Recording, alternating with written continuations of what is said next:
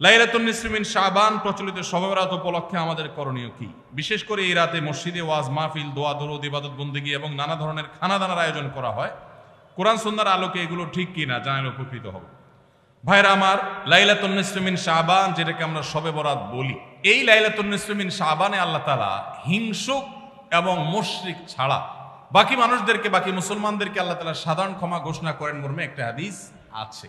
এছাড়া আরো বেশ কিছু হাদিস আছে যেগুলোর কোনো না অনেকগুলো সনদের মধ্যে কিছুটা দুর্বলতা আছে, কিন্তু মোটের পরে এ রাতের ফজিলত সুসাব্যস্ত এবং প্রমাণিত।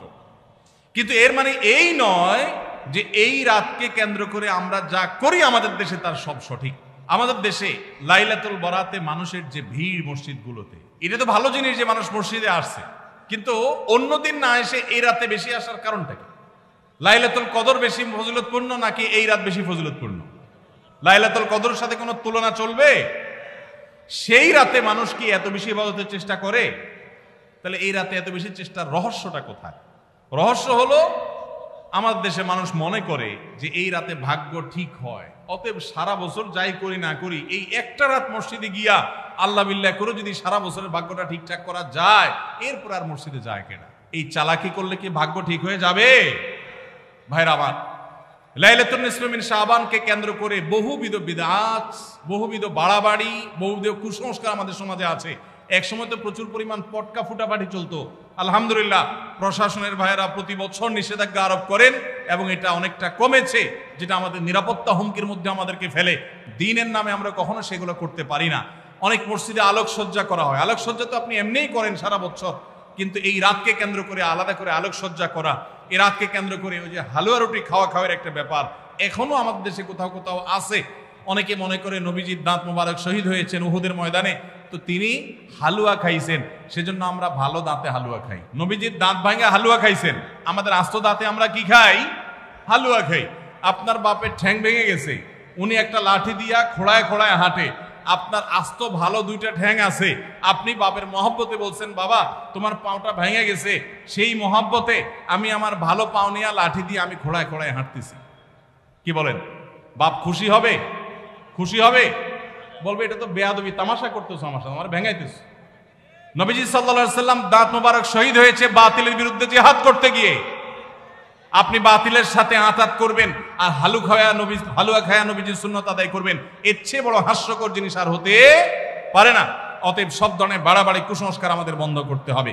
এমনকি এই রাত উপলক্ষে মসজিদে দোয়া দরুদের জন্য সমবেত হওয়া, এ রাতে মানুষকে ডাকাডাকি করে একেবারে এ রাতের ফজিলতের জন্য মসজিদে সবাই একত্র হওয়াকে যারা জরুরি মনে করেন তারাও ভুলের মধ্যে আছেন। ব্যক্তিগত ইবাদতে আল্লাহর ক্ষমা পাওয়ার জন্য চেষ্টা করতে পারেন, সেটা ভিন্ন বিষয়। আল্লাহ আমাদেরকে বুঝার তৌফিক দান করুন। আমাদের দেশে কেউ মারা গেলে চল্লিশা বা জমাত খাওয়ানো হয়, এটা জায়েজ আছে কিনা? ভাইরা আমার, বাংলাদেশের সবচেয়ে শক্তিশালী বেদাত হলো এই বেদাত। এর চেয়ে বড় শক্তিশালী বেদাত এদেশে আর নাই। এই ঠিক ঠিক বলা মানুষ বহু লোক আছে জমাত খায় বেড়ায়।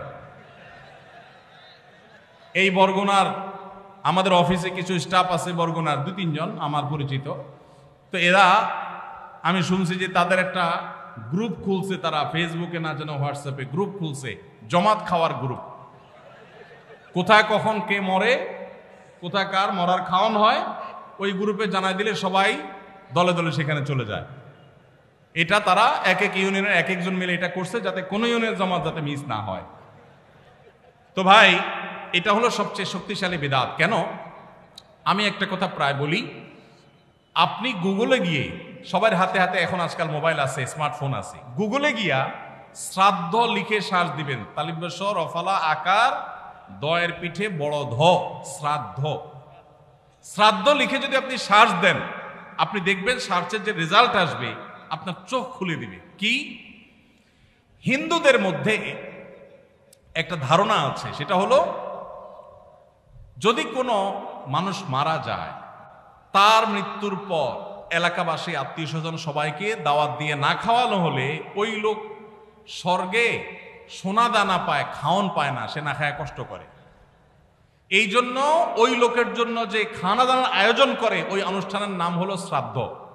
ওইটার নাম কি ভাই? শ্রাদ্ধ। গুগল করে দেখেন, পেয়ে যাবেন হাতের কাছে।